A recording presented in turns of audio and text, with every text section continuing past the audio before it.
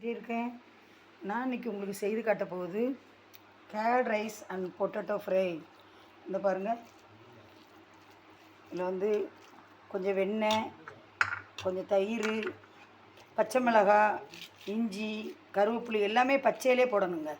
எல்லாம் பச்சையிலே போட்டேன். இதுக்கு 1 கப்பு அரிசி எடுத்துருக்கிறேன். 3 கப்பு தண்ணி ஊற்றினேன். பாருங்க, எல்லாமே உப்பு போட்டு வேக வச்சு அரிசியை எடுத்துட்டு சாதமான பிறகு தயிரை ஊற்றி எல்லாமே இப்படி வச்சுருக்கோம். கேர்ட் ரைஸு, கொஞ்சம் வெண்ணெய், கொஞ்சம் பால், கொஞ்சம் தயிர், அதிலே உப்பு சேர்த்துக்கனால இது பொட்டேட்டோ ஃப்ரை.